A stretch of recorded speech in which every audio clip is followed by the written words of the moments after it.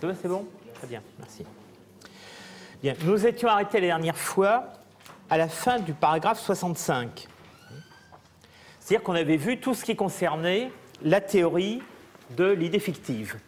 Il nous reste donc maintenant à traiter l'idée fausse et l'idée douteuse. Donc l'idée fausse, ce sont les paragraphes 66 à 76 dans la traduction Coeuré. Et l'idée douteuse, ce sont les paragraphes 77 à 80. Alors il faut tout de suite remarquer, on l'avait déjà dit, on pouvait s'en douter à la façon même dont Spinoza procédait, que du point de vue du contenu même, il n'y aura pas grand-chose de plus en ce qui concerne ces deux types d'idées qu'en ce qui concerne l'idée fictive.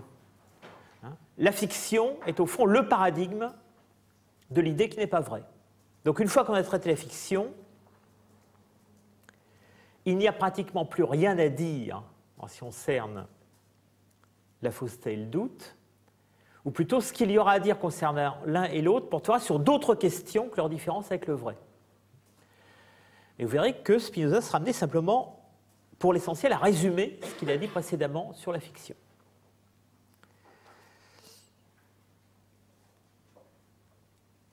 Je lis le début du paragraphe 66. Cela étant compris, passons maintenant à l'étude de l'idée fausse, afin de voir à quoi elle se rapporte et comment nous pourrons nous garder de tomber dans de fausses perceptions. On retrouve très classiquement la même démarche que dans les paragraphes précédents. Je rappelle que le terme perception est toujours le terme le plus général pour désigner une idée, qu'elle soit vraie ou fausse. Et Spinoza ajoute, après l'étude de la fiction, ni l'une ni l'autre tâche ne nous sera plus difficile. Autrement dit, tout a déjà été réglé en ce qui concerne la fiction. Et d'ailleurs, ce sera précisé un peu plus loin par la référence au même type de substrat, à savoir le rêve. Car il n'y a aucune différence entre elles, si ce n'est que l'idée fausse implique l'assensus, que Coeuré traduit par assentiment, c'est-à-dire que, tandis que certaines représentations se présentent à l'esprit, il ne se présente à lui aucune cause dont il pourrait conclure, comme celui qui forme une fiction, que ces représentations ne proviennent pas de choses extérieures à lui, et que l'idée fausse n'est guère autre chose qu'un rêve les yeux ouverts ou à l'état de veille. Donc on avait introduit l'idée de fiction par l'idée de rêve, on retrouve de nouveau la fausseté pensée à partir du rêve, un rêve les yeux ouverts. Alors qu'est-ce qu'il y a de différent, qu'est-ce qu'il y a de plus dans l'idée fausse que dans l'idée fictive? Rien du point de vue contenu, il y a simplement cette question de l'assensus. Donc dans la fiction, je me représente quelque chose, c'est le representamen, la représentation. Attention, ce n'est pas une faculté de représentation, c'est une image représentée. Dans l'idée fausse, en outre, je donne mon accord, je donne mon assentiment à cette fiction. Alors, on pourrait penser qu'on est ici en terrain cartésien, parce qu'après tout, l'idée que l'entendement ou l'imagination nous présente des objets et que nous sommes libres de refuser ou d'acquiescer ce que ces facultés nous présentent, ça semble bien tout à fait du matériel conceptuel cartésien. Le problème, c'est que c'est cartésien dans le langage, dans la présentation, mais qu'en fait, l'usage qu'en fait Spinoza n'est pas cartésien du tout, puisque cet assensus ne renvoie pas du tout à un libre arbitre. Il renvoie à la force comparée des idées. Donc assensus renvoie bien plus à un automatisme, à une sorte d'épistémologie de la guerre, qu'à une épistémologie du libre arbitre.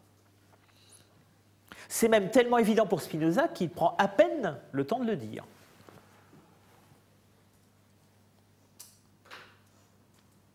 En fait, on le verra dans les paragraphes suivants, quand une idée fictive se présente à moi sans que j'aie rien pour la contredire, eh bien, je ne la contredis pas. Donc, je lui donne mon assensus, je lui donne mon assentiment, tout simplement parce que rien ne vient s'opposer à elle. Et je retiens cet assentiment, je refuse cet assentiment lorsqu'une idée de sens inverse, mais plus forte, vient s'opposer à la première. Donc c'est simplement la force comparée des idées qui donne ou non l'assentiment. Et bien entendu, lorsque les deux idées sont de force comparable, ou lorsque l'idée qui vient contredire la première n'est pas suffisamment claire et distincte, elle n'arrive pas à emporter la victoire, c'est à repousser la première, mais en même temps, elle arrive néanmoins à empêcher la suprématie, et c'est là qu'on tombera dans l'idée douteuse. Donc finalement, la différence entre idée fictive, idée fausse, idée douteuse renvoie à la puissance comparée avec laquelle les idées se combattent, se bousculent les unes les autres, les plus fortes faisant disparaître ou renvoyant au second plan les plus faibles. On est donc tout à fait éloigné de la logique cartésienne des idées. Alors comment faire pour éviter ces idées fausses? Alors, Spinoza nous dira qu'en fait tout a déjà été dit précédemment. De même que les idées fictives, il y a deux sortes d'idées fausses, celles qui concernent l'existence lorsqu'on connaît l'essence et celles qui concernent l'essence. Premier cas, ainsi l'idée fausse concerne l'existence, ou pour mieux dire, se rapporte à l'existence d'une chose dont on connaît l'essence, ou bien, deuxième cas, elle se rapporte à une essence de la même façon que la fiction. Alors, comment traiter le premier cas, c'est-à-dire l'erreur concernant l'existence? L'erreur qui concerne l'existence se corrige de la même manière que la fiction. En effet, si la nature de la chose connue implique son existence nécessaire, il est impossible que nous nous trompions au sujet de l'existence de cette chose. Si l'existence, et bien entendu, si elle est impossible, il est aussi impossible que nous nous trompions. Si l'existence de la chose n'est pas une vérité éternelle, comme l'est son essence, si donc son existence ou son impossibilité d'exister dépend de causes externes, alors on n'a qu'à reprendre tout ce que nous avons dit lorsqu'il était question de la fiction. En effet, la correction de l'erreur se fait de la même manière. Donc, ça sera en recourant au système des causes externes à la chose qu'on traitera ce qui concerne le possible, exactement comme la fiction. Et Spinoza ne s'y attarde pas. Paragraphe 68, deuxième type d'idée fausse.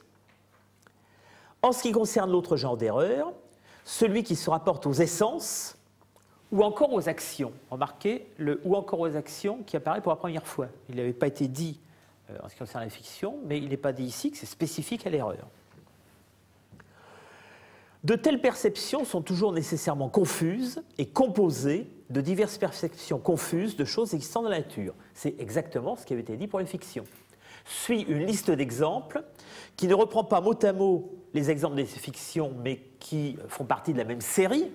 Vous retrouvez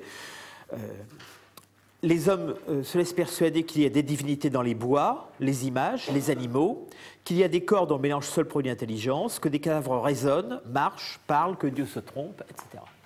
Donc vous retrouvez le même mélange d'exemples mythologiques et d'exemples empruntés aux religions judéo-chrétiennes. Les cadavres qui parlent, difficile pour un chrétien de ne pas penser à la résurrection. Enfin, qui raisonne, qui marche et qui parle. En revanche, il y a des corps dont le mélange seul produit intelligence. Là, c'est un exemple de type nouveau. Ça ne fait pas référence à une mythologie, ça ne fait pas référence à la religion chrétienne, ça fait référence visiblement à des conceptions philosophiques, matérialistes de type stoïcien ou épicurien. La preuve, c'est qu'un peu plus loin, Spinoza les nommera. Il nommera la façon dont les stoïciens imaginent l'âme comme formée de petits éléments. En fait, ça s'appliquerait aussi à l'épicurisme. Donc, on se rend compte tout d'un coup que cette idée de la fiction par composition et de la fausseté qui s'en déduit, ça s'applique non seulement aux mythologies ou aux religions modernes, mais aussi à ces espèces de mythologies supplémentaires que sont les philosophies fausses. Et on verra, par exemple, dans le traité théologico-politique, Spinoza considérait ce que disent les philosophes grecs comme des espèces de variantes, au fond, de variantes athées ou de variantes laïques de la mythologie. Au fond, pour lui, l'acte, la puissance, ici, les atomes constitutifs de l'intelligence, tout ce qui a été mis au point par la philosophie grecque ou latine, c'est pas très différent des personnages qu'on trouve dans la mythologie, des hommes qui se changent en bêtes, des dieux qui se changent en hommes ou en bêtes, des arbres qui parlent, etc., etc. Tout ça rentre dans la même catégorie. On trouve ici, je signale au passage, une tendance constante de Spinoza qui consiste d'une part à créer des catégories à partir d'exemples et deuxièmement à ne signaler de ces catégories la première fois qu'il en parle que l'exemple qu'il a sous la main. Ce qui fait que très souvent, on peut être surpris de sa manière de raisonner parce qu'on voit dans la suite la catégorie qui a été introduite devenir de plus en plus vaste et comprendre des exemples ou des séries d'exemples qui s'étendent de plus en plus à de plus en plus de champs du réel ou du discours. C'est quelque chose qu'on trouve dans les traités, c'est quelque chose qu'on trouve dans les scolies de l'éthique. C'est-à-dire qu'il y a un rapport de la théorie à l'exemplification dans le réel ou dans l'histoire conceptuelle qui procède toujours de cette façon-là.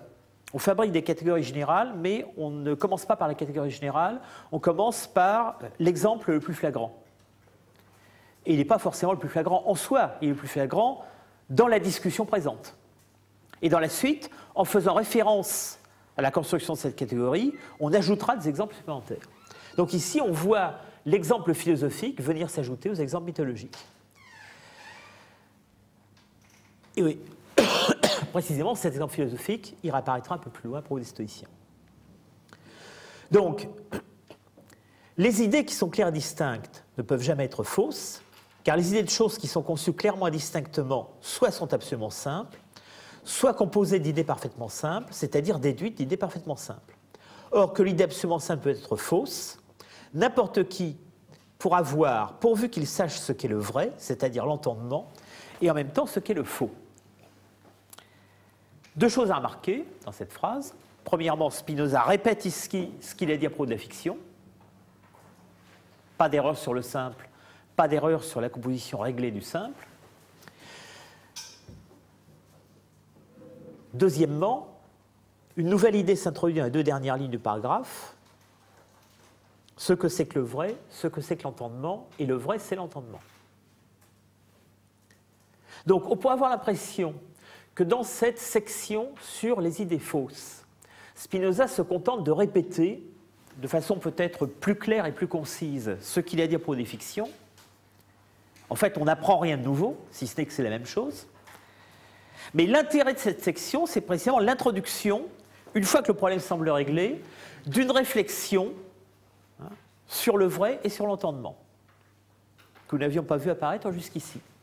Au fond, on avait traité de la fiction comme la première sorte d'idée non vraie, mais sans s'interroger sur ce que c'était que le vrai. Et donc maintenant, Spinoza va consacrer les paragraphes suivants à ce qui va sembler une digression. Qu'est-ce que c'est que l'essence du vrai ? Ou plus exactement, vous remarquerez que Spinoza n'aime pas du tout utiliser le terme d'essence, essentia, quand il ne s'agit pas de l'essence d'un être réel. Il dit l'essence de Dieu, l'essence de Pierre, éventuellement plus tard l'essence de l'État. C'est à propos d'un objet concret, d'une façon ou d'une autre, il dit l'essence, pour dire ce qui en est la partie essentielle. Quand il s'agit d'objets théoriques comme le vrai, il répugne à dire l'essence du vrai. Il utilise donc un autre mot du vocabulaire philosophique courant, il dit la forme du vrai. Dans les paragraphes qui suivent, il dit au début du paragraphe 69 forma veri, la forme du vrai, et dans le paragraphe 71, par deux fois, forma verae cogitationis, la forme de l'idée vraie, la forme de la perception vraie. Mais il s'agit bien de la même chose que de l'essence, c'est-à-dire il s'agit de ce qui est essentiel dans un phénomène. Simplement, pour un phénomène théorique, Spinoza n'utilise pas le terme d'essence, il utilise le terme de forme. De même qu'à d'autres endroits, il s'interroge sur ce qu'il appelle la forme de l'erreur. Il ne veut pas dire l'essence de l'erreur. Donc pendant quelques paragraphes, on va se consacrer à savoir ce qui est la forme du vrai, c'est-à-dire ce qui forme le vrai, ou encore ce qui fait la différence du vrai. Et là encore, on est dans l'usage tout à fait courant de la terminologie philosophique.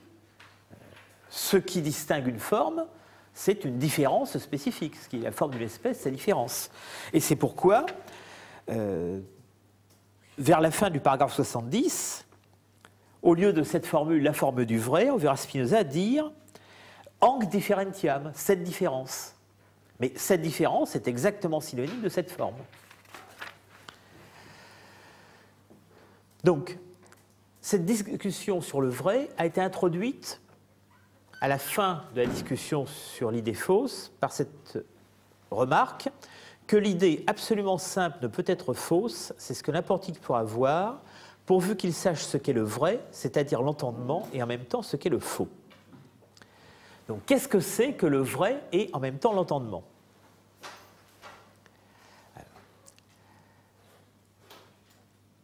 On pourrait avoir l'impression que tout le monde sait ce que c'est, puisque tout le monde utilise cette idée de vérité, et même que Spinoza lui-même le sait, et qu'il suppose que son lecteur le sait, puisqu'il a déjà été amené à utiliser de façon descriptive cette notion de vrai, par exemple quand il comparait entre elles les différentes formes de connaissance, les quatre formes de perception. Oui, sauf que lorsqu'il se livrait à cette comparaison, il ne rentrait pas à l'intérieur de la question du vrai pour lui-même. Il va donc être maintenant amené à traiter ce qu'il appelle les différentes dénominations du vrai. Donc la forme du vrai peut se caractériser de deux façons, soit par une dénomination intrinsèque, soit par une dénomination extrinsèque. La dénomination extrinsèque, j'énonce les définitions avant de passer à la lecture du paragraphe. La dénomination extrinsèque, ça va être le rapport, la relation de l'idée avec la chose extérieure. C'est-à-dire qu'on va retrouver là la distinction du formel et de l'objectif qu'on avait trouvé dans les premiers paragraphes. D'un certain point de vue, cette dénomination extrinsèque n'a rien de surprenant. Dire qu'une chose est vraie, depuis très longtemps en tradition philosophique, ça veut dire que cette chose, ça veut dire que cette idée a un rapport avec la chose. Le vrai, c'est la conformité entre l'intellect et la chose. Ça se retrouve dans toute la tradition scolastique. Donc la dénomination extrinsèque, ça va être celle qui détermine le vrai en termes de relation externe, de relation à la chose dont l'idée est idée. Donc on dira dans ce cas-là que l'idée du cercle est une idée vraie si j'ai véritablement mesuré le cercle, si j'ai trouvé sa définition, etc., etc. L'idée que j'ai de Pierre est une idée vraie si je sais réellement qui est Pierre, ce qu'il fait. Mais précisément, ce n'est pas cette dénomination extrinsèque qui intéresse le plus Spinoza. À ses yeux, ce n'est pas elle qui détermine l'idée vraie comme vraie. Non pas du tout qu'il la refuse, mais au fond, elle n'est qu'une propriété de l'idée vraie. C'est parce que l'idée vraie est vraie qu'elle est en conformité avec le réel. Donc la définition même du vrai, la forme du vrai, il va falloir la chercher ailleurs, à savoir dans l'autre dénomination, la dénomination intrinsèque. Autrement dit, il y a quelque chose dans l'idée vraie elle-même, indépendamment de son rapport à l'extérieur, qui fait qu'elle est vraie. Et c'est cette vérité interne qui détermine, de façon dérivée, secondairement, la relation à la chose. J'ai eu le texte et l'exemple. Quant à ce qui constitue la forme du vrai, il est certain que la pensée vraie ne se distingue pas seulement de la fausse par une dénomination extrinsèque, mais surtout, maximée, c'est-à-dire essentiellement, par la dénomination intrinsèque. En effet, si quelque ouvrier conçoit un ouvrage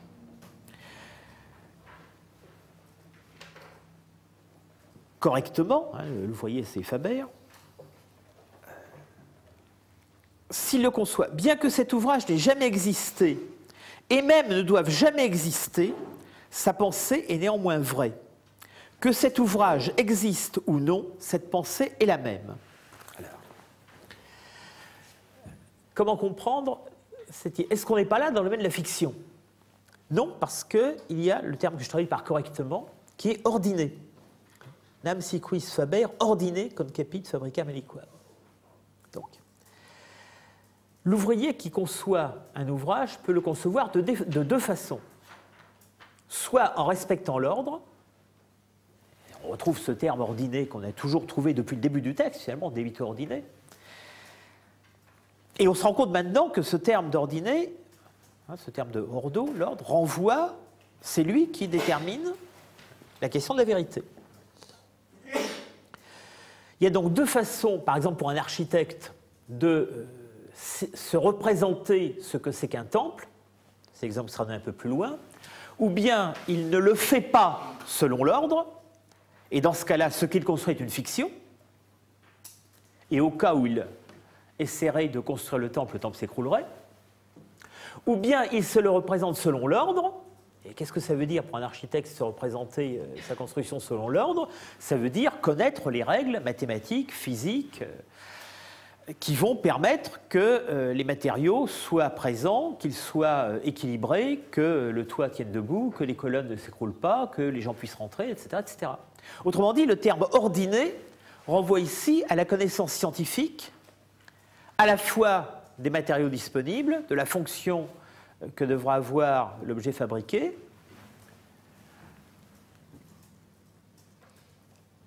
c'est-à-dire effectivement qu'on est très loin de la simple fiction.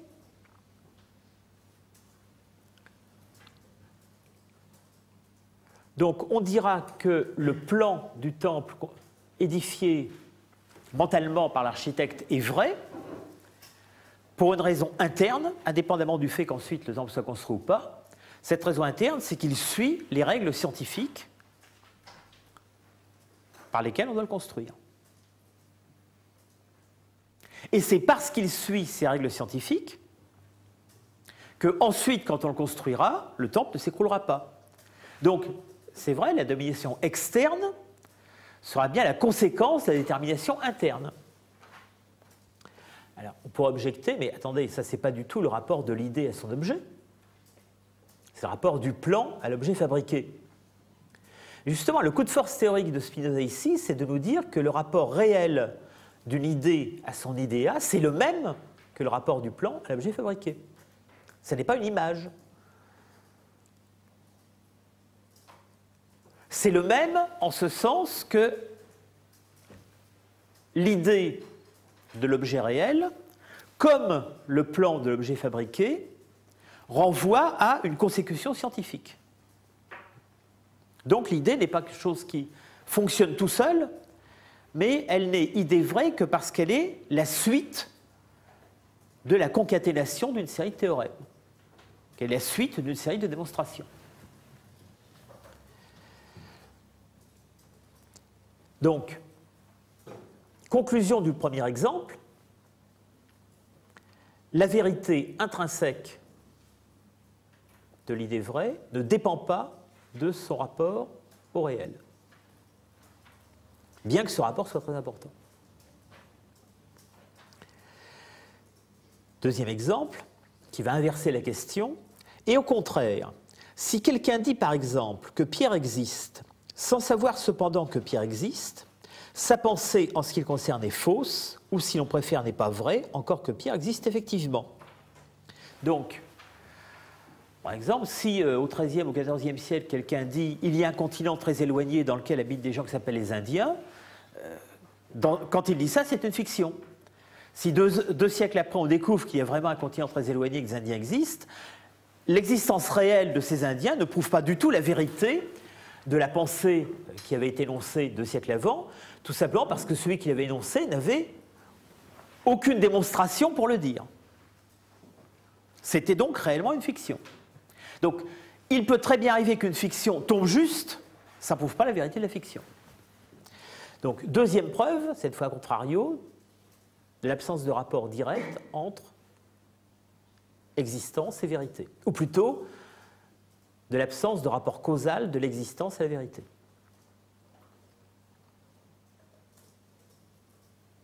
Alors, entendons bien. En revanche, si un astronome déduit à partir de sa connaissance d'astronomie qu'il doit exister une planète supplémentaire à la limite du système solaire, et qu'ensuite on découvre l'existence de la planète, Là, ça n'était pas une fiction. Ça n'était pas une fiction précisément parce que s'appuyait sur la déduction scientifique à partir d'astronomie existante.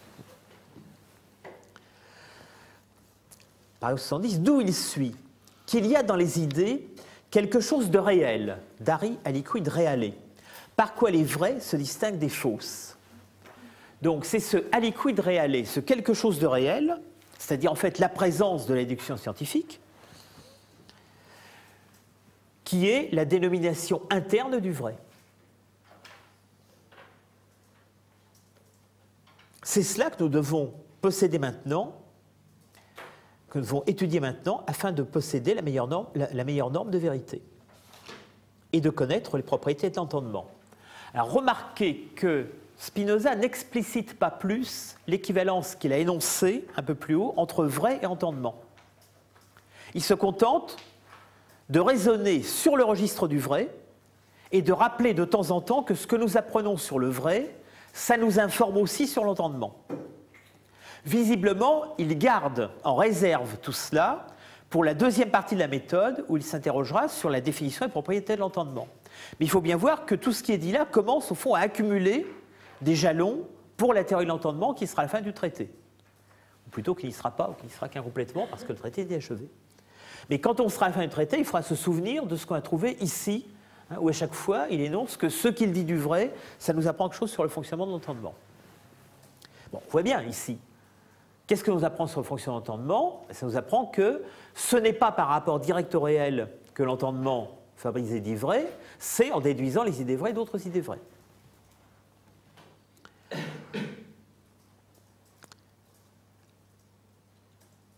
Alors, deuxième étape dans la réflexion sur le vrai maintenant.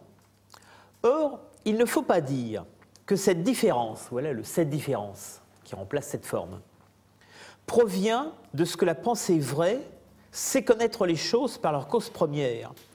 En quoi, certes, elle diffère grandement de la fausse. Il y a une erreur dans l'introduction cohérée, ce n'est pas différerait, c'est diffère.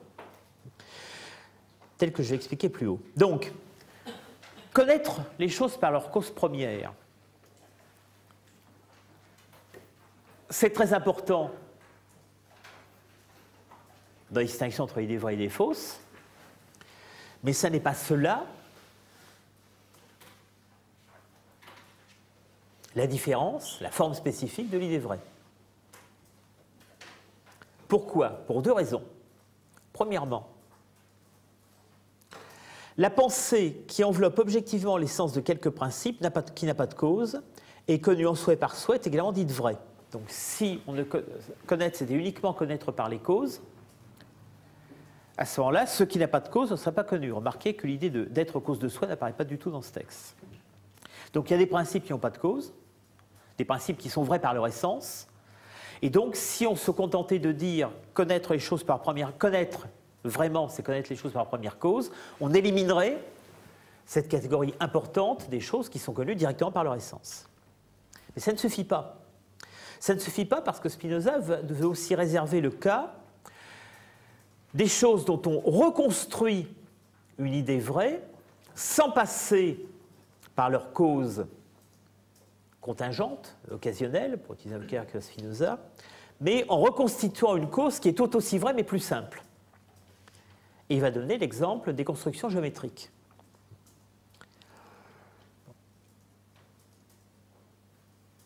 C'est ce qui va être indiqué dans les paragraphes 71-72. C'est ce qu'on appelle couramment la théorie de la définition génétique. Vous remarquerez qu'en de ce passage, Spinoza n'utilise pas du tout cette expression de définition génétique. Il ne l'utilise d'ailleurs nulle part. Mais, après tout, elle n'est pas si erronée que ça. Je fais une parenthèse. Au fond, on pourrait dire qu'on caractérise en général la pensée de Spinoza par trois termes. Le parallélisme, la méthode synthétique et la définition génétique. Le point commun de ces trois termes, c'est qu'ils sont tous les trois absents du lexique de Spinoza. Spinoza ne parle jamais de parallélisme pour parler des attributs. C'est Leibniz qui introduit, au moins qui utilise le terme parallélisme pour sa propre philosophie. Et par la suite, par confusion, par assimilation à la pensée de Leibniz, les commentateurs ont introduit le terme de parallélisme pour désigner le rapport des attributs chez Spinoza. et c'est sans doute cause de beaucoup d'erreurs et de confusion. L'idée de méthode synthétique, on dit toujours, par exemple, au propos des Principia, Spinoza met en langage utilise la méthode synthétique pour traduire ce que Descartes avait mis sous forme analytique. Si vous regardez dans le texte de Spinoza, Spinoza ne dit jamais ça. Il dit des choses un peu plus compliquées, y compris dans les lettres où il fait la théorie de son rapport à Descartes. Et en fait, l'expression méthode synthétique, méthode analytique vient de la préface de Ludwig Meyer au Principia de Spinoza. Et c'est Meyer qui schématise un peu cette relation entre Descartes et Spinoza, qui n'est pas dans le texte de Spinoza. Et pour cause, puisque l'expression est en partie empruntée à Descartes, et que Descartes, justement, caractérise le rapport des méditations au Principia par cette différence. Alors, si on admet que les Principia de Descartes mettent en langage synthétique ce que Descartes avait dit en méditation en langage analytique, ça reviendra à dire que Spinoza, réécrivant les Principia de Descartes, s'est donné beaucoup de mal pour mettre en langage synthétique ce qui était déjà en langage synthétique. Il y a des choses qui ne collent pas. Et enfin, définition génétique, encore une fois, le terme n'y est pas. Mais effectivement, c'est bien d'une genèse qu'il s'agit dans le paragraphe 72. La question, c'est de savoir quel type de genèse. L'important, ce n'est pas que ce soit une genèse, c'est que c'est une genèse qui n'est pas la genèse empirique. C'est une genèse reconstruite. Donc j'ai lu le texte. Aussi, la forme de la pensée vraie doit-elle résider dans cette pensée elle-même, sans aucun rapport avec d'autres pensées. Elle doit dépendre de la puissance et de la nature même de l'entendement, et ne reconnaît pas d'objet pour sa cause. Car si nous supposons que l'entendement perçoive quelque objet nouveau, qui n'a jamais existé, et que d'une telle perception, l'entendement déduise légitimement d'autres idées, toutes ces pensées seraient vraies et ne seraient déterminées par aucun objet extérieur. Elles ne dépendraient que de la puissance et de la nature de l'entendement. Et pour expliciter cette hypothèse, Spinoza fait référence à une thèse qui n'est pas une thèse de spinoziste, certainement pas spécifiquement, même probablement pas du tout, mais qui est une thèse généralement admise en milieu cartésien et scolastique, et qui sera encore admise par Leibniz, qui est la thèse, au fond, de l'entendement créateur. Si Dieu, dans son entendement, crée d'abord une idée, cette idée est vraie avant que la créature correspondant à cette idée ait été créée. Donc l'exemplaire est vrai avant l'exemplum. On pourrait le traduire en langage spinoziste, c'est un peu compliqué. Simplement, ici, tout simplement, Spinoza parle le langage de ses interlocuteurs.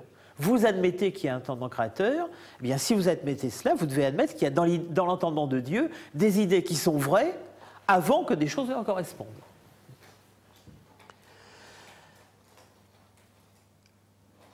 Alors, paragraphe 112. Or, afin d'étudier ceci, plaçons devant les yeux quelque idée vraie dont nous sachions avec la plus grande certitude que son objet dépend de notre puissance de pensée et n'a aucun objet dans la nature. Et il va prendre le concept de la sphère. Autrement dit, la question, ça va être comment construit-on le concept de sphère d'une façon qui soit vraie et dont néanmoins nous sachions que jamais aucune sphère réelle n'a été construite comme ça. Donc dans la nature, nous rencontrons des objets sphériques. Chacun d'entre eux a une naissance ou une histoire propre. Mais en fait, pour comprendre les propriétés de la sphère en tant que sphère, le plus simple est encore d'imaginer, et vous remarquez que Spinoza utilise là le terme fingo, donc il reprend le verbe qui est utilisé pour les fictions. Exempli gratia, ad formandum concentum globi. Donc, par exemple, pour former le concept d'une sphère, fingo ad libitum causam, je fabrique arbitrairement, je forge arbitrairement une cause. Alors on se dit, mais pourquoi est-ce qu'il parle de fiction tout d'un coup, puisque maintenant, il est en train de parler d'idées vraies. Mais justement, rappelez-vous qu'à la fin du paragraphe sur les fictions, fin de la section sur les fictions, dans le paragraphe 57, et dans la note qui l'accompagnait, il avait réservé le cas de ce qu'on peut appeler, si on veut, improprement une fiction, et qui est l'hypothèse scientifique. Donc, on peut appeler une fiction en ce sens qu'on forge de quelque chose, mais il n'a aucun des caractères de la fiction, en ce sens qu'il sert à la construction du vrai.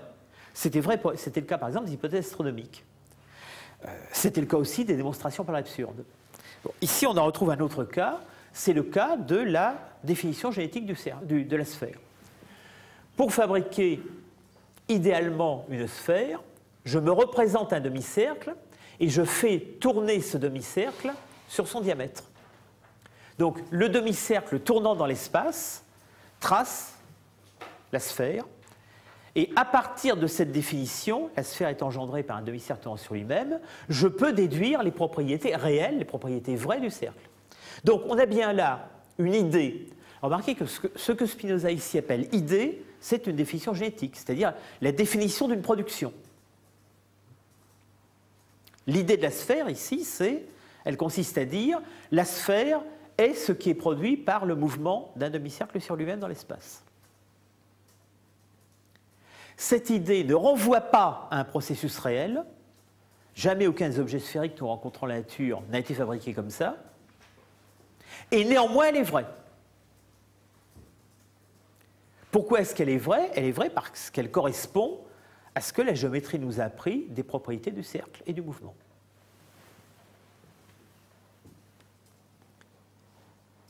Donc il suffit que l'entendement produise par sa propre puissance cette définition,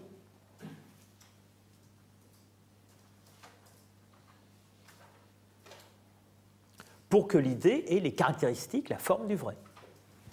La preuve, c'est qu'ensuite, on pourra déduire de cette idée de la sphère, artificiellement construite, tout aussi artificiellement que l'idée du temple dans la tête de l'architecte, ou que les idées des créatures dans l'entendement divin.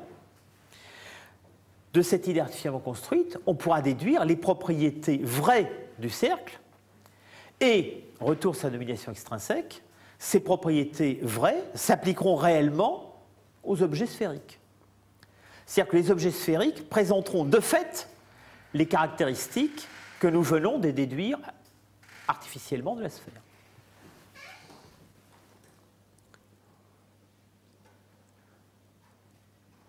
Alors Spinoza cherche à tirer quelque chose de plus de cet exemple. Il fait remarquer qu'en réalité, pour construire cette définition génétique, j'ai besoin de deux choses. D'une part, l'idée du demi-cercle, et d'autre part, l'idée du mouvement. L'idée du mouvement n'est pas incluse dans l'idée du demi-cercle. Donc si, en contemplant l'idée simple du demi-cercle, j'essayais d'en tirer l'idée du mouvement, eh bien là, je construis quelque chose de faux. Il faut que je sois conscient que j'amène de l'extérieur l'idée du mouvement. Donc l'idée du mouvement est simple, l'idée du demi-cercle est simple. En joignant ces deux idées dans une démonstration géométrique, je joins deux idées simples, donc en composant deux idées simples, je produis une idée vraie, une troisième idée vraie. Mais en revanche, si je croyais pouvoir tirer l'idée du mouvement du demi-cercle, à ce moment-là, je serais dans la fiction, puisque rien, ni dans l'essence et les propriétés du demi-cercle, n'implique l'idée de mouvement.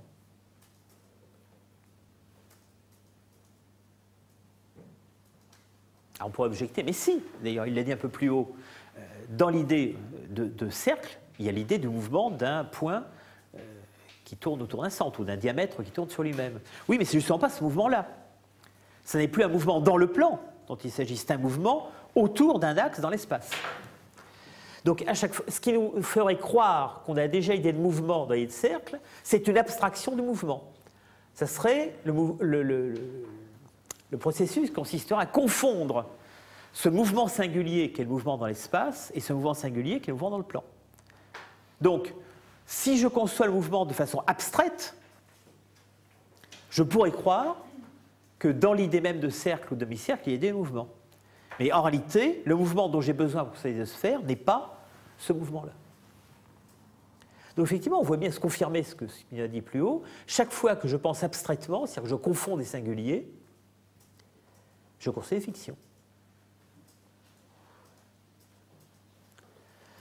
D'où, paragraphe 111, ainsi aussi la forme du vrai doit-elle résider dans cette pensée même, sans aucun rapport avec d'autres pensées. Elle doit dépendre de la puissance et la nature même de l'entendement et ne reconnaît pas d'objet pour sa cause.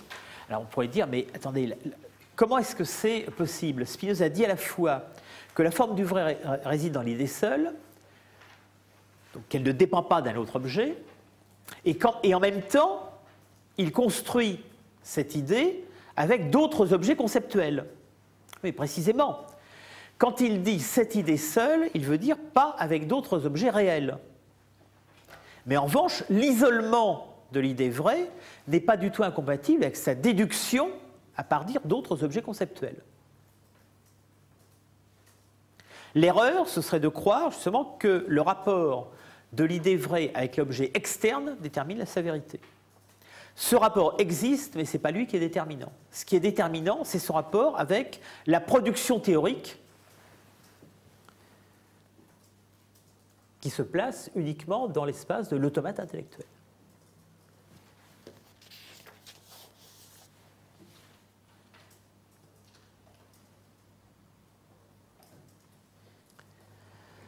Alors, paragraphe 73 maintenant. Et on en terminera ici avec cette théorie de l'idée vraie. Et vous remarquerez qu'il va arriver dans ce paragraphe 73 quelque chose qui est déjà arrivé une ou deux fois dans d'autres passages du traité de la réforme de l'entendement. Spinoza s'abstient soigneusement dans le traité de la réforme de l'entendement de toute réflexion métaphysique, on l'a vu. La réflexion métaphysique, elle doit être renvoyée à ce livre futur qu'il appelle Mea Philosophia, ma philosophie. Ici, il ne s'agit que de décrire les choses. Simplement, il y a un certain nombre de passages où les nécessités internes de l'épistémologie amènent à côtoyer la métaphysique, c'est-à-dire à dire il faudra parler de telle chose. Et on va voir qu'ici, c'est ce qui arrivera. Après avoir traité l'idée du vrai pour elle-même, une question qui va se poser sur elle va amener à déboucher sur l'idée de l'être qu'on a déjà rencontré un certain nombre de fois. Alors, j'ai le texte.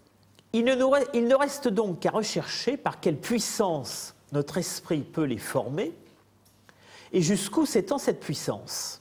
Alors, le jusqu'où laisse entendre que cette puissance n'est pas infinie, qu'elle a une limite.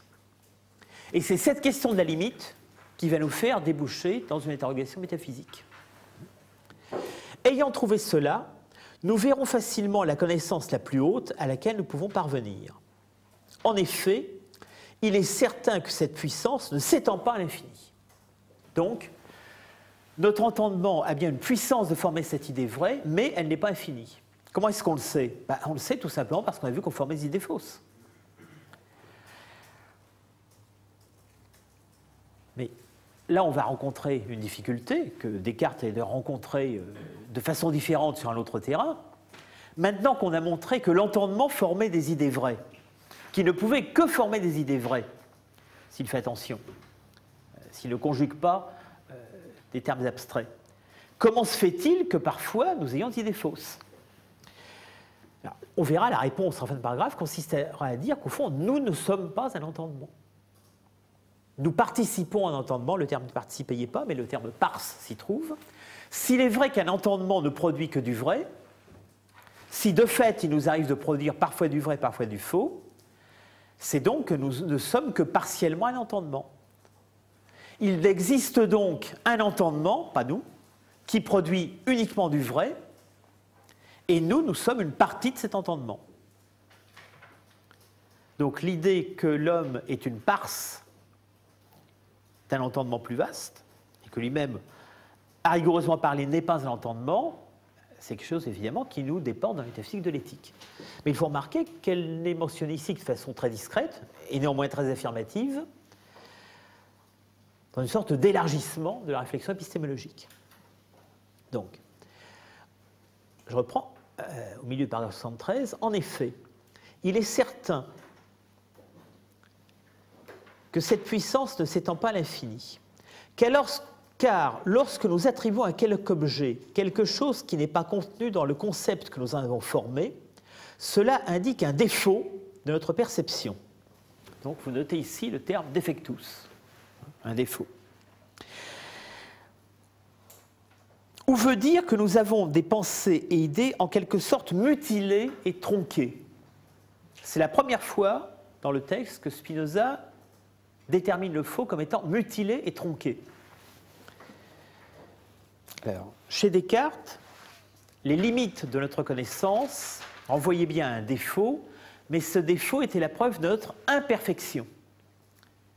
qui jouait d'ailleurs un rôle pour ensuite nous faire découvrir l'existence d'un être parfait, puisque l'imparfait ne se comprend qu'à partir du parfait. Ici, ce n'est pas tout à fait la même chose. Ici, effectivement, nos erreurs, c'est-à-dire le fait que nous attribuons à une chose des traits qui ne lui appartiennent pas, donc nos confusions, renvoient bien à un défaut, c'est-à-dire quelque chose de négatif en nous, mais ce négatif n'est pas pensé d'abord comme imperfection de notre être, remarquez que le terme de perfection et d'imperfection n'apparaît pas ici, ça n'exclut pas que Spinoza l'utilise ailleurs, mais ici, ce qui l'intéresse, ce n'est pas de donner une caractérisation générale de notre être, parfait ou imparfait, c'est d'analyser le processus lui-même par lequel nous produisons de la confusion.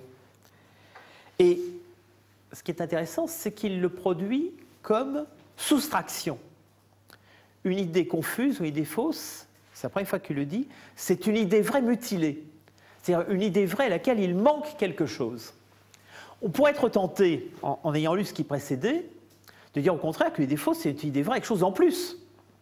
Par exemple, un arbre qui parle, on pourrait dire l'idée d'arbre est vraie, l'idée de parler est vraie, et ce qui est faux, c'est de les mettre ensemble. Donc, l'idée d'arbre qui parle, c'est l'idée vraie d'arbre avec quelque chose en plus. Pas du tout.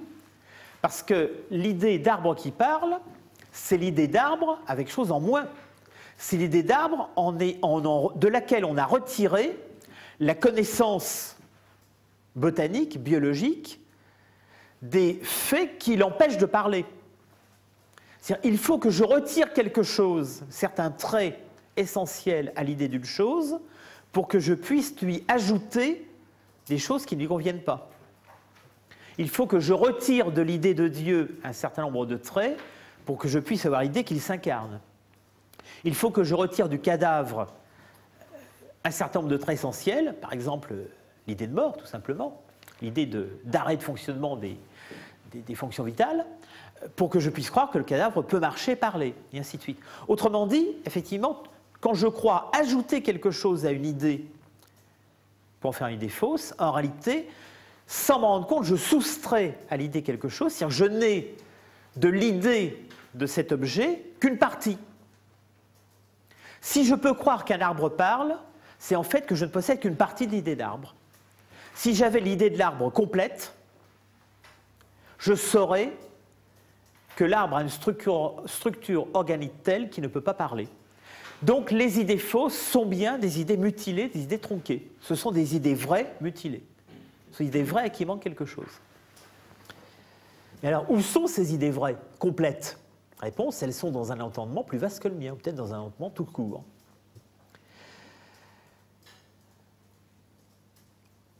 Donc, lorsque nous attribuons à quelque objet quelque chose qui n'est pas contenu dans le concept que nous avons formé, cela indique un défaut de notre perception, ou veut dire que nous avons des pensées ou idées en quelque sorte mutilées ou tronquées. En effet, nous avons vu que le mouvement du demi-cercle est faux lorsqu'il est isolé dans l'esprit, et que ce même concept est vrai lorsqu'il est joint à celui de la sphère, ou au concept de quelque cause déterminant un tel mouvement. Conclusion, s'il est de la nature de l'être pensant, donc de l'entendement, ainsi qu'il semble à première vue, de former des idées vraies ou adéquates, il est certain que les idées inadéquates se produisent en nous uniquement parce que nous sommes une partie de quelque être pensant dont les pensées constituent notre esprit, les unes dans leur totalité, les autres en partie seulement. Donc, s'il est de la nature de l'être pensant, donc s'il est de la nature de l'entendement, de former des idées vraies, eh bien nous ne sommes qu'une partie de cet être pensant. Donc cet être pensant n'a que des idées vraies, puisqu'il est tout entendement. Un certain nombre de ces idées vraies sont totalement en nous, et dans ce cas-là, elles sont vraies en nous.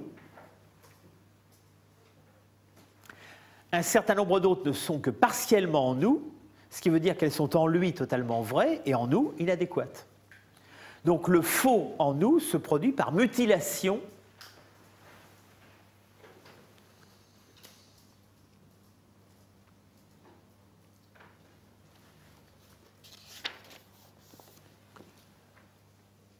de l'idée qui se trouve dans l'entendement. Autrement dit, on a le choix entre résumer ça en disant que nous avons un entendement qui est une partie d'un entendement plus vaste, ou Il vient de dire que nous ne sommes qu'une partie de l'entendement plus vaste. Remarquez bien que ceci n'est pas du tout donné qu'une preuve de l'existence de Dieu. D'abord parce que le terme Dieu n'est pas du tout prononcé ici. Vous remarquez que Spinoza est très sobre quant à l'usage du terme Dieu. Il faut attendre un certain temps pour que dans le trait de la forme de l'entendement. On avait vu qu'il n'était pas du tout présent dans le prologue, qui pourtant bien ressemblait à un itinéraire de conversion. Et on a vu qu'un certain nombre de fois, le raisonnement de Spinoza aboutit à l'idée de chercher un être de type supérieur, de chercher la source et l'origine de la nature. Ici, il mentionne un entendement qui est plus vaste que le nôtre, mais jamais il ne subsume l'ensemble de ces remarques sous le terme de Dieu. Donc, c'est paradoxalement, au fond, on pourrait dire une théologie sans Dieu, ou une épistémologie sans théologie. C'est une réflexion épistémologique qui aboutit, qui se heurte un certain nombre de fois à l'idée d'un être supérieur à nous, ou d'un être origine de la nature. Mais d'abord, Spinoza ne se presse pas d'appeler cet être Dieu, il finira par le faire, mais il faudra du temps. Et d'autre part, quand il parle de Dieu, c'est beaucoup plus souvent le Dieu des autres. Le Dieu l'entendement divin, on verra plus loin les attributs que les autres attribuent à Dieu.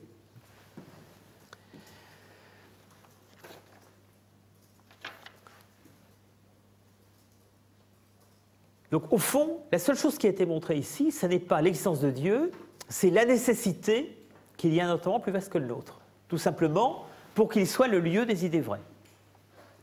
Puisque notre mens à nous ne peut pas être le lieu des idées vraies en tant que telles.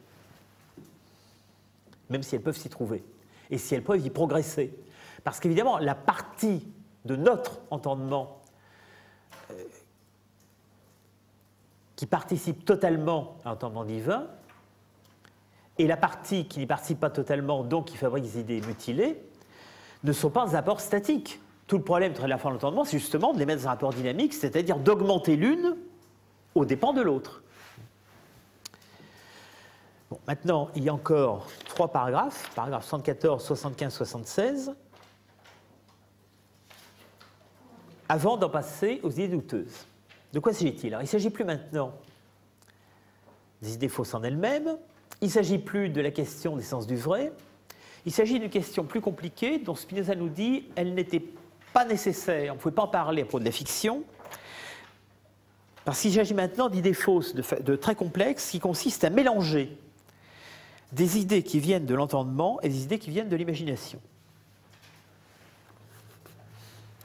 Alors en fait, les idées en question, ce sont précisément des idées philosophiques, et ce sont, il va donner comme exemple, les idées philosophiques des stoïciens, c'est-à-dire celles qu'il a mentionnées un peu plus haut à propos de la nouvelle série d'exemples de la fiction qu'il a donnée, au paragraphe 68.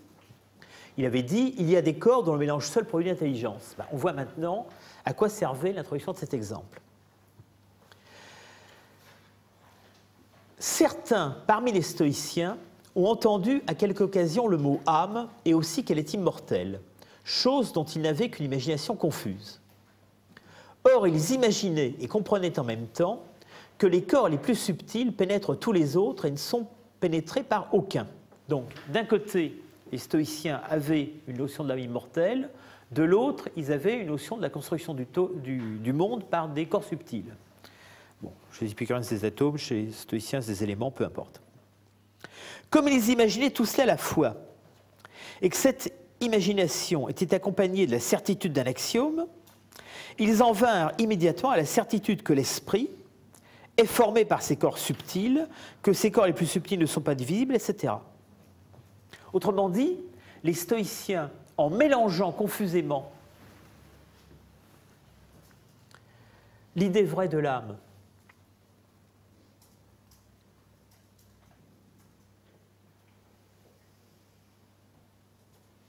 et l'idée de l'existence d'éléments de la matière, ont produit l'idée de l'âme matérielle.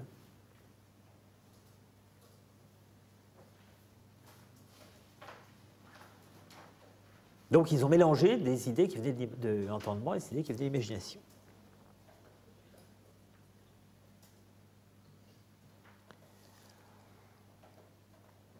Alors comment ne pas succomber à ce type de mélange? Réponse, début paragraphe 75.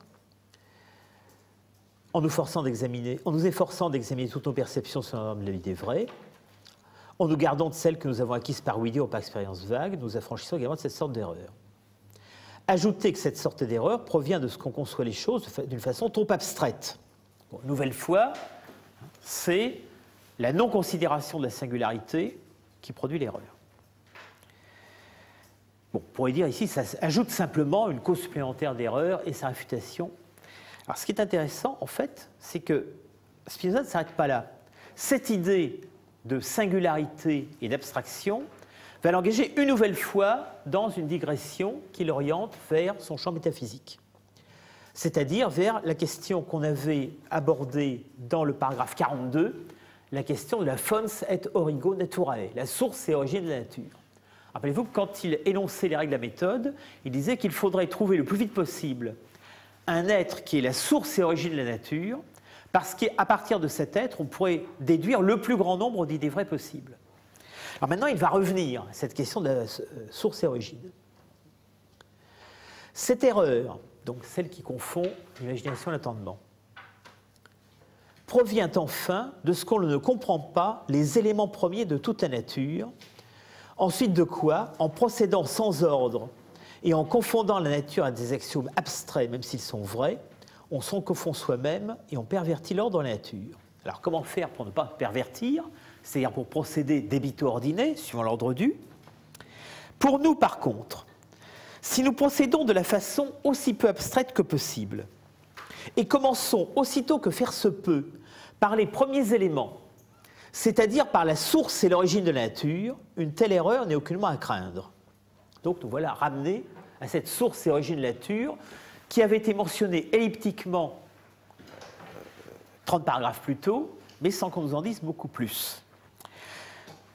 Mais en ce qui concerne la connaissance de l'origine de la nature, il n'est nullement à craindre que nous la confondions à des abstractions. Donc on ne va pas faire l'erreur des stoïciens. Pourquoi? En effet, lorsqu'une idée quelconque est conçue de manière abstraite, comme le sont tous les universaux, elle est toujours comprise par l'esprit de façon à s'étendre au-delà des particuliers qui peuvent réellement exister dans la nature. Ensuite, comme il y a dans la nature beaucoup de choses dont la différence est tellement petite qu'elle échappe presque à l'entendement, il peut arriver facilement, si on considère abstraitement, qu'on les confonde. Bon. Donc, dans le discours des autres philosophes, et par exemple des stoïciens dans l'exemple précédent, et de leur idée de l'âme matérielle, il y a une double erreur de départ. Premièrement, la confusion entre les choses particulières qui fait construire des universaux, c'est-à-dire de fausses généralités. Et deuxièmement, la confusion entre beaucoup de choses dont les différences sont minimes. Là, on reconnaît un thème qui sera un grand thème leibnizien.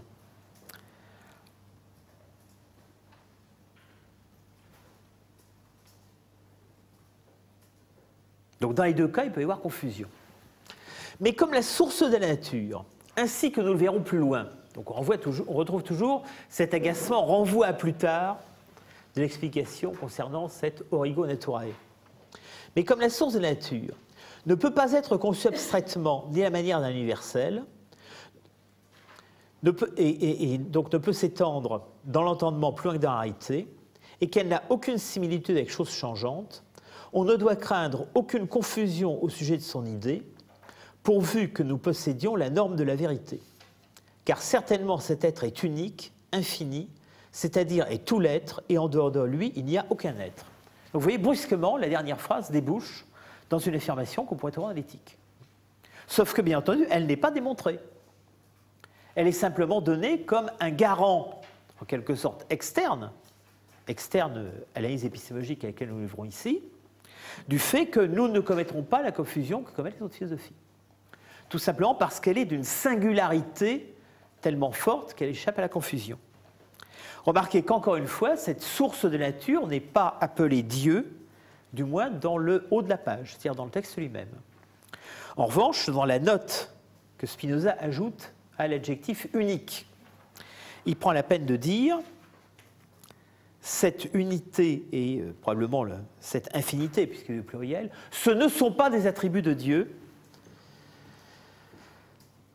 Donc il ne révèle pas son essence, ainsi que je le montrerai dans la philosophie. Donc on voit bien, comme d'habitude, pour tout ce qui est métaphysique, au texte futur que sera la philosophie, c'est-à-dire le livre que plus tard Spinoza appellera l'éthique. Mais vous remarquez qu'une nouvelle fois, le terme de Dieu n'est utilisé que négativement. Il s'agit de dire ce que les autres appellent d'habitude attribut de Dieu, l'unité, plutôt l'unicité et l'infinité, pour moi ce n'est pas le cas. Donc chaque fois qu'il utilise le terme Dieu ici, c'est toujours dans un dialogue avec un interlocuteur. C'est pour dire Dieu, c'est pas ce que vous croyez. Donc un double mouvement à bien constater dans toute l'étendue du traité de la forme de l'entendement, l'introduction régulière de références à des choses que les interlocuteurs peuvent considérer comme Dieu, c'est-à-dire l'être le plus parfait, la source de la nature, l'entendement infini, l'être en dehors duquel il n'y a aucun être, et en même temps le refus le plus prolongé possible de reprendre le terme de Dieu en son nom propre, ailleurs que pour réfuter les interlocuteurs. On verra que Spinoza va finir par l'introduire quand même, mais il est clair que pour lui, la référence à Dieu ici ne prouve rien. Au contraire, elle arrive en bout de raisonnement et pas en tête de raisonnement. C'est bien ça qui distingue absolument le traité de la forme de l'entendement de l'éthique. Non pas que dans l'éthique, Dieu soit au début, il apparaîtra après la substance, mais assez vite, il va prouver quelque chose. Il va même organiser l'ensemble de la première partie. Donc, fin de paragraphe 76, on a fini avec l'idée fausse, et on remarque que ce qui était intéressant donc, dans la démonstration que c'est une idée fausse, ce n'était pas sa simple réfutation, ça s'était déjà fait au fond dans tout ce qui concerne l'idée fictive, c'était premièrement l'idée de la norme du vrai, et de l'analyse de ce qui fait le propre de l'idée vraie, la forme du vrai, et deuxièmement, à propos de cette dernière forme d'erreur, ce qui vient d'être dit à propos du caractère singulier et non susceptible de confusion de l'origo naturae. Donc maintenant, on va passer à l'idée douteuse. Paragraphe 77. Voilà pour l'idée fausse. Il nous reste à étudier l'idée douteuse, c'est-à-dire à rechercher quelles sont les choses qui peuvent nous conduire au doute et en même temps comment on le supprime. Alors, il commence par laisser de côté le doute artificiel qui renvoie pratiquement à l'obstination de l'esprit, et il s'intéresse à ce qu'il appelle le doute véritable, paragraphe 78. Et là, véritablement, beaucoup plus explicitement que dans le cas d'idée fausse, il va présenter ce que jusqu'ici il a toujours présupposé, mais qu'il n'a jamais analysé de près, c'est-à-dire sa conception de l'âme comme un champ de force, c'est-à-dire comme un lieu de bataille entre des idées. J'avais annoncé par avance, pour faire comprendre pourquoi il y a l'assensus, le consentement, l'assentiment, dans le cas de l'idée fausse, n'était pas à entendre un sens cartésien, mais ici, c'est Spinoza lui-même qui le fait. Et on voit bien en quoi, effectivement, il s'agit beaucoup plus d'une guerre entre idées qu'un d'un choix libre de l'âme. Donc, paragraphe 78, il n'y a jamais dans l'âme de doute produit par la chose même dont on doute. Autrement dit, il n'y a pas d'objet douteux. Ce qui veut dire que s'il n'y a dans l'âme qu'une seule idée, qu'elle soit vraie ou fausse, il n'y aura aucun doute. Donc s'il n'y a qu'une seule idée, elle règne sans être contestée. Il n'y aura aucun doute, non plus de certitude, mais seulement une certaine sensation. Remarquez que le mot sensation est introduit, je crois, pour la première fois ici dans le texte. Mais on voit bien que sensation est à peu près l'équivalent de ce qu'on entendait par perception dans les paragraphes précédents. Simplement, tout se passe comme si Spinoza pouvait besoin d'un terme spécifique, sensation plutôt que perception concept, pour montrer la simple présence d'un objet à l'âme.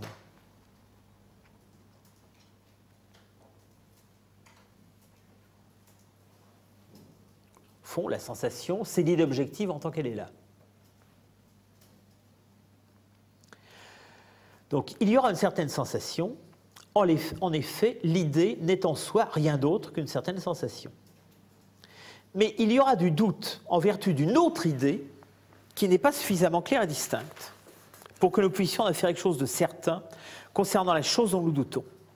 Ce qui veut dire que l'idée qui nous jette dans le doute n'est pas claire et distincte. Autrement dit, quand je n'ai qu'une seule idée, c'est-à-dire quand un seul objet est présent dans mon âme, il y a une sensation, point. Il n'y a ni doute, ni certitude. Il n'y a pas de doute parce que rien ne vient ébranler la sensation. Il n'y a pas de certitude parce que rien ne vient la garantir, même pas de l'intérieur. Au fond, sa simple présence occupe la totalité de mon esprit. Le problème commence à se poser quand une deuxième idée apparaît. Alors, ou bien la deuxième idée est claire et distincte, et dans ce cas-là, elle chasse la première. Plus exactement, elle ne la chasse pas, mais elle en réduit ou elle en supprime l'efficacité. Exemple, quand je ne connais rien à l'astronomie et que je regarde le Soleil, je vois que le Soleil est à 200 pas de moi, et donc je n'ai aucun doute là-dessus. L'idée est fausse, mais en tant que sensation, elle occupe la totalité de mon esprit. Je vois bien que le Soleil n'est pas loin de moi. Quand j'ai appris l'astronomie et que désormais l'idée est claire et distincte du Soleil, la vraie, pas celle que je vois, c'est-à-dire le Soleil à 150 millions de kilomètres, est présente dans mon esprit, elle ne chasse pas l'autre. Je continue à voir le Soleil à 200 pas. Simplement, je sais maintenant que cette idée est fausse. Donc, il y a bien toujours les deux idées, l'une acquise par les sens, l'autre acquise par l'astronomie. Simplement, l'une est totalement vraie et a suffisamment de puissance en tant que telle pour chasser tout prestige de l'autre. Elle ne supprime pas l'autre, elle lui supprime toute efficience. Maintenant, imaginez quelqu'un qui ne sache pas l'astronomie, mais à qui un astronome a dit que le Soleil était à 150 millions de kilomètres. À ce moment-là, celui-là aura deux idées. Le Soleil qu'il voit à 200 pas, et l'autre idée, dont il n'est pas sûr qu'elle soit vraie, il l'a par oui dire seulement. Quelle confiance va-t-il faire à l'astronome? Et à ce moment-là, cette deuxième idée commence à ébranler la première sensation, mais elle n'a pas assez de force pour la supprimer ou pour supprimer totalement son efficacité. Donc, la faiblesse relative de cette deuxième idée, son absence de clarté et de distinction, puisque je ne l'ai pas eue par une démonstration réelle, elle n'a pas la forme de l'idée vraie, mais elle n'est ni claire ni distincte, son absence de distinction et de clarté implique une absence de force qui me jette dans le doute sur la première. Le doute n'est donc pas quelque chose qui tient à l'objet, il tient à la force relative des deux idées qui s'affrontent dans mon esprit. Donc, par exemple, si quelqu'un n'a jamais été amené à penser aux erreurs des sens, ni par expérience ni quelque autre manière, il ne se demandera jamais si le Soleil est plus ou moins grand qu'il n'apparaît. Bon, l'exemple de Spinoza ne porte pas sur la distance, mais sur la grandeur. Aussi, les paysans s'étonnent-ils parfois lorsqu'ils entendent dire que le Soleil est beaucoup plus grand que le globe terrestre. Or, la méditation sur les erreurs des sens engendre le doute, et si après avoir douté, on acquiert une connaissance vraie des sens et de la manière dont, par les moyens dont les sens disposent, les choses sont présentées à distance, le doute se trouve supprimé à nouveau. Donc, la science, plutôt l'expérience de l'erreur introduit le doute, la science chasse le doute. Il est donc clair que pour Spinoza, le doute n'a aucun rôle fondateur dans la science. Il est au contraire le témoignage de l'affrontement entre deux idées fausses. On pourrait dire l'affrontement entre une idée fausse, c'est une idée qui se trouve par ailleurs être vraie, et c'est exactement l'exemple qu'on a donné tout à l'heure. Quand je crois que Pierre existe alors que j'en ai aucune preuve, même s'il existe vraiment, ça ne veut pas qu'on ait une idée vraie. Une idée dont l'énoncé est vrai mais que j'ai acquise par oui dire n'est pas une idée vraie dans mon esprit. Donc elle n'arrive pas à chasser l'idée fausse. D'où il suit que nous ne pouvons pas mettre en doute des idées vraies sous prétexte qu'il y aurait peut-être quelques dieux trompeurs qui nous tromperaient même dans les choses les plus certaines. Vous reconnaissez l'argument cartésien de la première méditation. Si ce n'est aussi longtemps que nous n'avons aucune idée claire et distincte de Dieu. Alors un cartésien pourrait dire, oui, justement, Descartes fait le même raisonnement. Lui aussi, une fois qu'il aura une idée claire et distincte de Dieu, il chassera l'idée de Dieu trompeur. Oui, sauf que ce n'est pas du tout là-dessus que porte la réserve de Spinoza. Spinoza ne reprend pas le cheminement cartésien. Pour lui, l'idée du Dieu trompeur ne peut nous tromper que sur Dieu lui-même. Et donc, lorsque nous avons une idée claire de Dieu, nous ne pensons plus qu'il est trompeur, mais indépendamment de cette réfutation-là, lorsque nous avons une idée claire du triangle, nous savons que ces trois angles sont égaux à deux droits. Autrement dit, l'idée du Dieu trompeur ne peut pas nous tromper quand nous avons une idée claire et distincte. Vous voyez, encore une fois, on est en territoire cartésien, l'exemple est cartésien, la réserve pourrait l'être si Spinoza acceptait l'ordre déductif cartésien, mais justement, il ne l'accepte pas. Chez Descartes, l'exemple du Dieu trompeur est là pour nous faire douter de la vérité des mathématiques. Il faut la preuve de l'existence de Dieu, il faut le cogito, puis la preuve de l'existence de Dieu, puis la déduction de la nature de Dieu pour savoir qu'il n'est pas trompeur, et à ce moment-là, nous pouvons revenir à une certitude des mathématiques. Chez Spinoza, l'itinéraire est différent. Nous pouvons douter des choses tant que nous avons une connaissance fausse de Dieu, ou tant que nous n'avons pas une idée claire de quelque chose. Quand j'ai une idée claire du triangle, de l'essence du triangle, je n'ai pas besoin d'avoir réfuté l'idée de trompeur. Donc, toute idée claire réfute les idées fausses concernant son objet. L'idée de Dieu n'a pas de statut particulier sur cette question. Et vous remarquez que Spinoza dit ici, aucune idée claire et distincte de Dieu, c'est-à-dire tant que nous appliquons à la connaissance que nous avons de l'origine de toute chose et ne trouvons rien qui nous apprenne que Dieu n'est pas trompeur. Autrement dit, pour la première fois, Spinoza semble mettre une sorte de signe égal entre Dieu et origine de toute chose. Il faut donc attendre le paragraphe 79 pour voir identifier, pour voir nommer Dieu, cet être qui a été nommé un certain nombre de fois. Mais même encore ici, Spinoza ne dit pas explicitement l'origine de toute chose, c'est Dieu. Il n'identifie pas en tant que tel les deux termes. Il identifie la connaissance des deux. Donc tout se passe, encore une fois, comme s'il faisait tout pour retarder la nomination divine de cette source de la nature.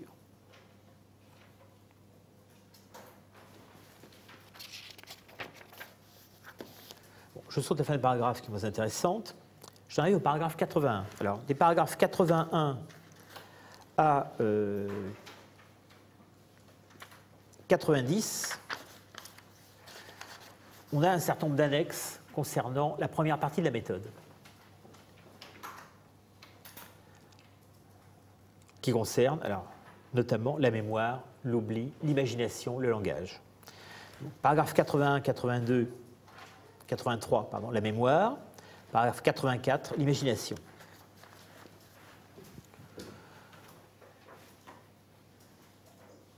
Donc, je vais peut-être plutôt arrêter ici, avant d'en venir à ce paragraphe supplémentaire. Je voudrais faire le bilan rapide de ce qui concerne les idées non vraies.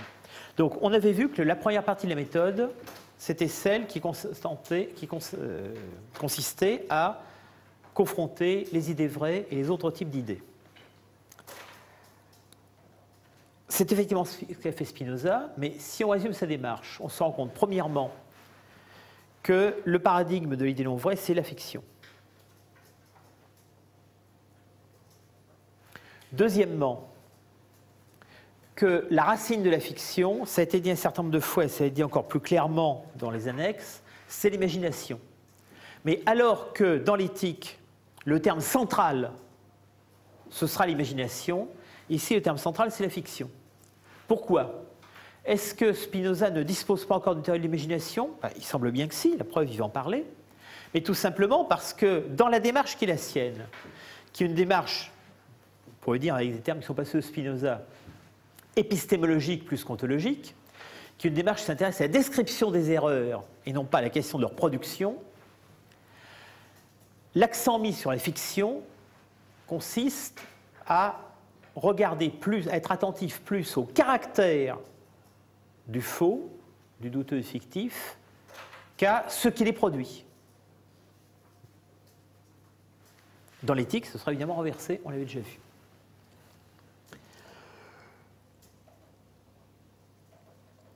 Donc, c'est à partir de la fiction qu'on pensera le faux et le douteux.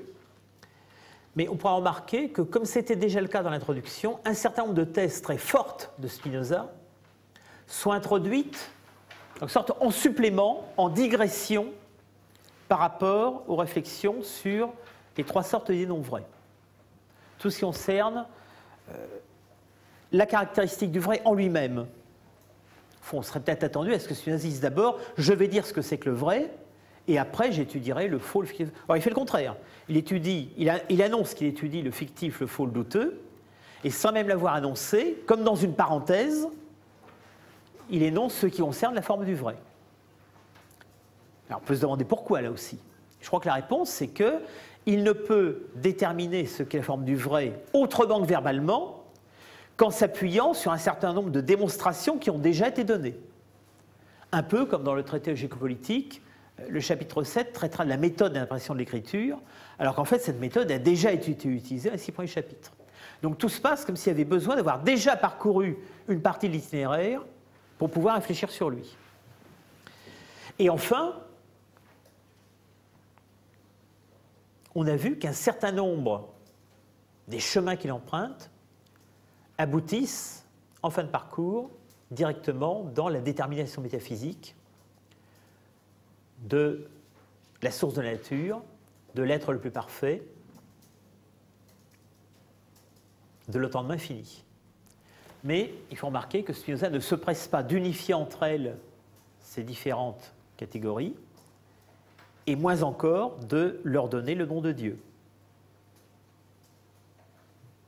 Tout se passe comme s'il voulait tenir à distance une déduction à partir de Dieu, le terme n'intervenant que dans les réfutations, les discussions avec d'autres philosophes, comme s'il voulait tenir sa distance afin de déduire tout ce qu'il énonce du fonctionnement de l'entendement et des relations entre différents types d'idées.